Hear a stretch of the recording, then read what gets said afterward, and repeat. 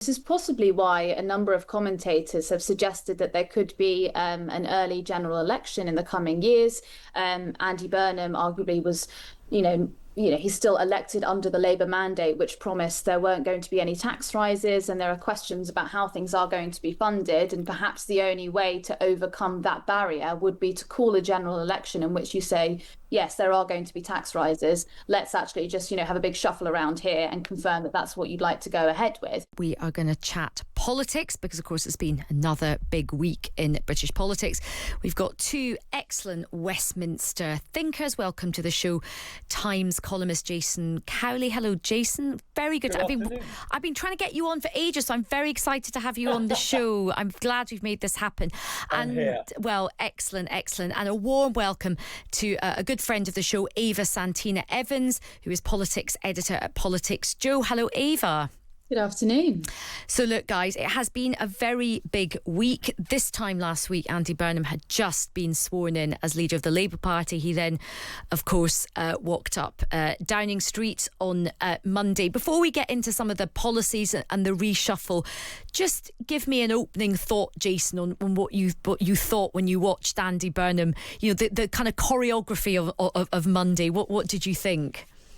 Yeah, he was lucky that the weather was good and there wasn't the loud music booming out from those amplified sound systems that blighted other Prime Minister arrivals and departures in recent times.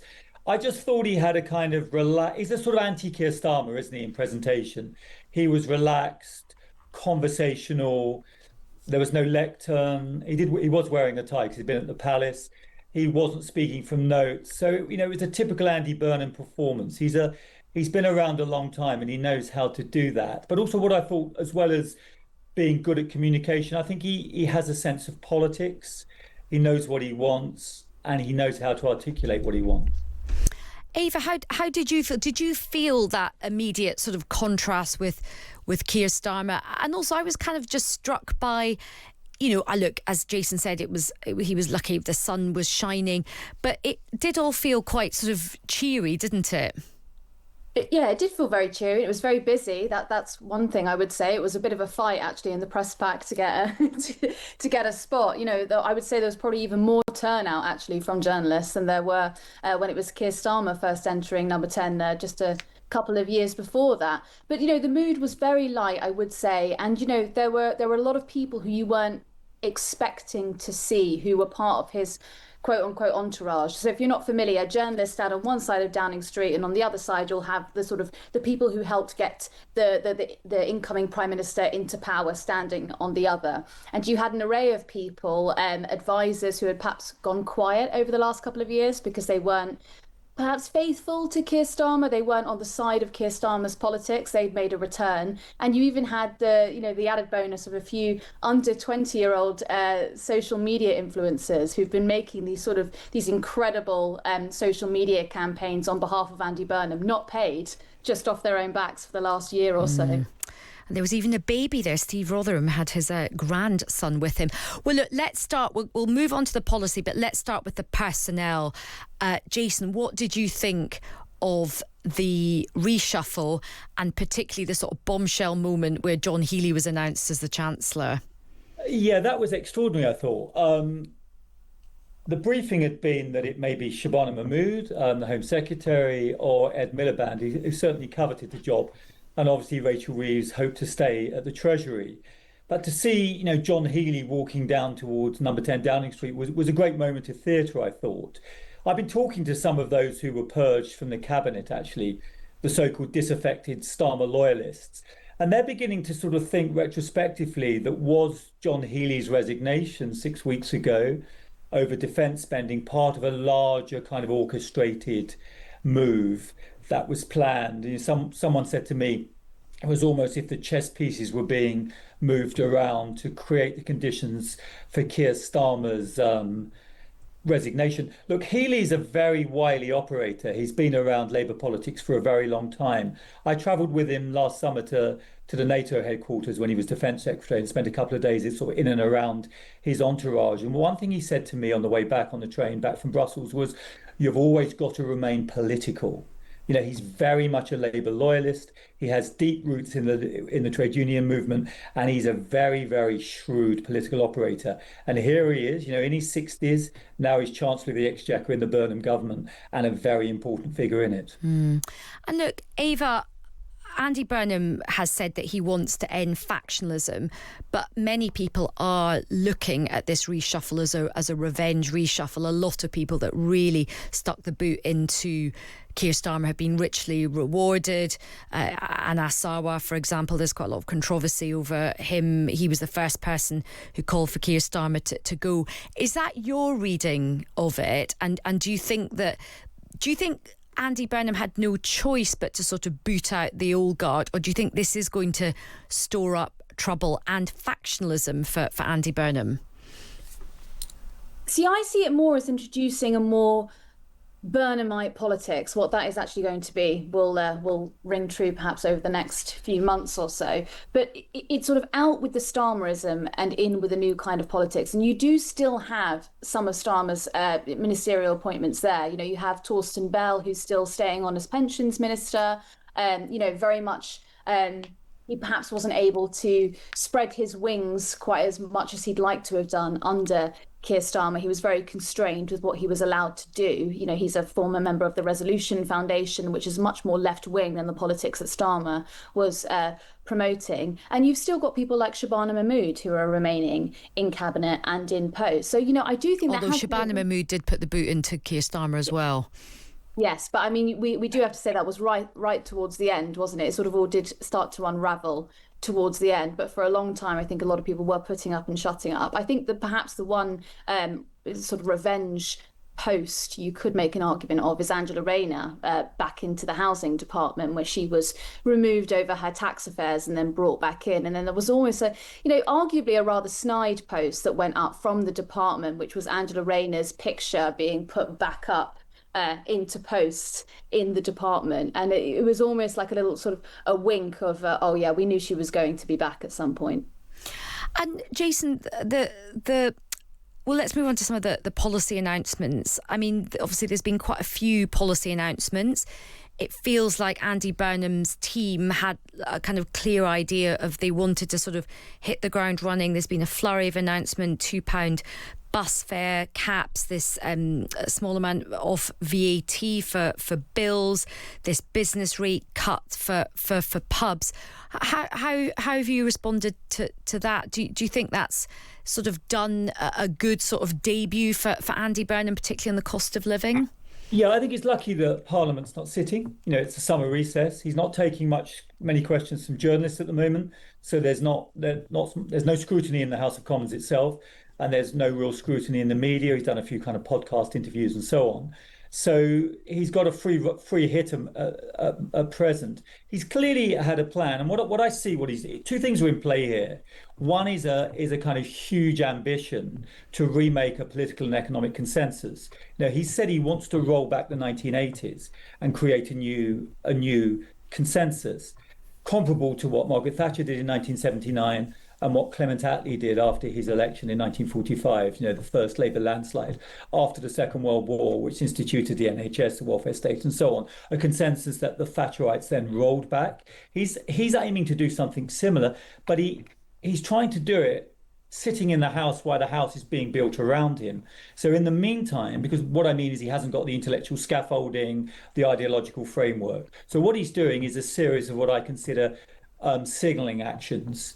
These policy announcements, day by day, what he's trying to do is signal what his priorities are, the kind of leader he is, and the kind of government he wants to lead. So I think the announcements on the cost of living are good. He's going to be challenged on the actual costings, where the money's coming from. But at present, the signalling is good. Yesterday, for example, he was back in a pub in Harlow Newtown, actually, where I grew up. A kind of working class community about 30, 40 minutes from London, one of the new towns created after the Second World War. And he was in a local pub, and that was a kind of signifier to people living in the east and the west of Essex that he's also cares about them, not just people in the north of England and so on. So, good choreographing, I think, good choreography, but big questions to answer, I think, in due course. And Ava, in terms of the funding question, there's still lots of unanswered questions about how all of this is going to be funded. Darren Jones did a tweet saying that the digital ID scheme, which it had been said that some money was going to be taken from that, he did a quite, provocative tweet saying that this hasn't been costed, which obviously then kind of stimulated a big conversation about where the funding was going to come from. How do you think those questions are going to get answered, or do you think Andy Burnham's team are going to take a different, maybe a tougher approach with the media and just sort of not get drawn into those questions, which are important? I mean, knowing how things are paid for, it is quite important. Well, no, absolutely is. I think we'll find more out about that around the autumn statement. And this is possibly why a number of commentators have suggested that there could be an early general election in the coming years. Andy Burnham arguably was, he's still elected under the Labour mandate, which promised there weren't going to be any tax rises, and there are questions about how things are going to be funded. And perhaps the only way to overcome that barrier would be to call a general election in which you say, yes, there are going to be tax rises. Let's actually just, have a big shuffle around here and confirm that that's what you'd like to go ahead with. But, I would say over the last week that the biggest break that you've seen is the break in stagnation. I think one of the most shocking resignation letters came from Jess Phillips a number of weeks ago, in which she said that a lot of legislation had been prepared, but Keir Starmer was unwilling to make a decision or to get the ball rolling. And so a lot of the time the buck stopped with him, and that was causing a backup in government, and it was causing issues. So what Andy Burnham's done here over the last week is he's announced a number of different flagship policies that shows the country, look, we are really going to steam ahead here. This is an end to stagnation. I would also say I think the frustration from Darren Jones possibly comes from, there were a number of brilliant policies that came in under Keir Starmer. I'm thinking about the Renters' Rights Act, that has been, a watershed moment for a number of renters, millions of renters in this country. You also have the free childcare that was offered out by Labour, but they were never quite able to press it effectively. They were never quite able to get the message across to the public that they were delivering these fantastic pieces of legislation. So I think the frustration from Darren Jones, and where he's sort of trying to do a little punch in the side, is to say, actually, we had been doing our maths, and perhaps there's a little bit of jealousy that he didn't quite get the press he deserved. Well, funny you say that. Peter has messaged in. Peter from Crowborough's messaged in saying, hello, in politics, perception is everything. Burnham is using this to show people that he is doing something to help with the cost of living. Most people don't follow politics, but they do follow bus fares being capped, the removal of VAT on electricity, but they see that as energy. So I say it's what's perceived, and this is where Starmer went wrong. He did do a lot, but he didn't manage to tell anyone. So that's, lending itself to your point about signposting this. But another Peter has a different view. He says nothing that Andy Burnham has done so far appears to be game changing. It all feels to be piecemeal and gimmicky. Where's the overall strategy and direction? He clearly communicates better than Starmer, but this will not be enough unless he delivers something tangible and long term. And Jason, that is a fair criticism. I mean, this is week one, and I think everybody would agree that it does feel like he's hit the ground running. He's been very, very energetic. He's been all around the country today. We're seeing Number 10 in the North opening its doors, which is a big kind of flagship brand for him in terms of devolution. But at some point, people are going to want sort of substantially more flesh on the bone, particularly over issues like tax. We will await a budget, and he doesn't want to wait too long to do that budget, as Rachel Reeves did. Where do you think the kind of substance, when is the substance going to arrive? And is that the moment where things start to get tricky for him? Yeah, that's right. I mean, these signals are good at the moment because they're indicating what his priorities are, and that's important. Clearly, cost of living is one of them. And Peter's right. The second Peter's right to ask about the larger plan and the framework. That's why the comment about the general election is quite interesting, because he's constrained by Keir Starmer's manifesto. Starmer won on a manifesto in 2024. Burnham wasn't even an MP then. So he's constrained by the manifesto. He said he wants to stick to Rachel Reeves's fiscal rules. So that also constrains him. He's also constrained by the pledge made 2 years ago not to raise the three big taxes, income tax, VAT, and national insurance on employees. They raised it on employers. So these are significant constraints for a prime minister who's promising a kind of breaking transformation of British politics. What I like about him so far, I like the energy.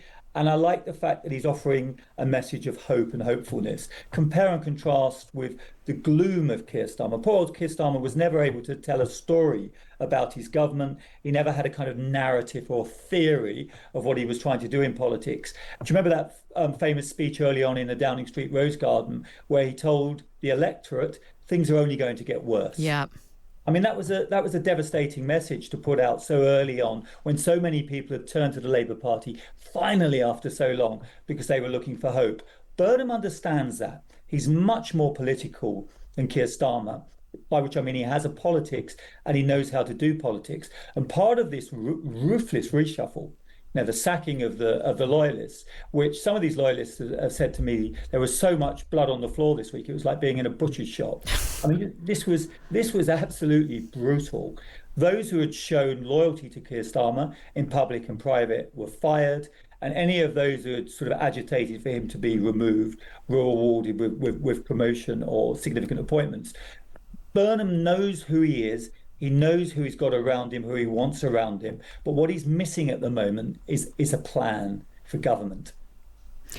And interesting, one of our listeners, Ollie's messaged in saying he got rid of the Starmer sycophants, which is a really good move. More talented ministers in place, now replacing people like Peter Kyle. So he's sort of agreeing with what you were saying, Ava. I mean, look, in terms of the sort of big plan, he sort of indicated that he would come back to the public in sort of the autumn time with a much more of he called it a 10-year plan. I'm always slightly nervous, Ava, of politicians talking about a 10-year plan. Keir Starmer talked about a decade of national renewal. Boris Johnson talked about being in power for at least a decade. But when do you think he will announce that to the public? Is that something we should look for at conference? Is that something, will that happen before his budget? Will that happen around the same time as the budget? Because the budget feels very critical if you're going to set out a plan for the future. The sort of financials are critical to that. But you're also constrained by the date of that budget. You can't just start spending all over the shop before you have actually taken that to the OBR, before you actually have had this looked at by other bodies. You can't just start spending money. Although some people would say he already has started spending this week. Yes, which is why I think he's worked very hard to attempt to qualify where the money has come from, and perhaps why Darren Jones won that little jibe there. But I would say even some of the points that he's brought in, he's brought in this VAT lift on electricity bills. I mean, okay, that's only going to save consumers £45, and there's all of this talk about how this is going to be wiped out when Ofgem actually lift the top rate on that, and we're going to have to pay an extra £55 on average per consumer. Okay, but that's actually saved everyone net nearly £100. I mean, the man has only been in power for around 4 to 5 days, if that, barely even had time to get his feet under the desk. It might be misconstrued, or construed, I should say, as, sorry to preserve my biases here, it might be construed as, as sort of, fluffy, as, as sort of like cheap wins with the public. But on the other side of it, you could make an argument here of, okay, well, that was £100 extra that the average British person was going to have to find this September. And I tell you, if you go around the country, most people don't have that lying around. And also, if you think about the debut policy from Keir Starmer and Rachel Reeves with the winter fuel allowance, taking money off people as their debut policy didn't end so well. Jason, just picking up on what Ava said, saying that, look, she's made an argument that if Andy Burnham really wants to do something quite big and rewire the country, he is going to be constrained by the manifesto. He might call an early general election saying, look, I am going to have to raise some taxes. Can you win an election when the country is already pretty overburdened with tax on the basis that you need to raise taxes? Yeah, one thinks back to John Smith's tax-raising shadow budget of, was it 1992? Yeah, 1992. John Major won the election. Yeah, it turned out to be disastrous for the Labour Party, and the Tories pushed this kind of idea of the tax double whammy. He'd have to frame it where, I mean, he will look at taxing static assets, I think, looking at ways of taxing property, maybe land. He hinted in an interview with the Times on Monday that he wouldn't mind lifting that kind of ceiling on when you first start to pay income tax a little bit higher. So that would take more people out of taxation for a certain amount.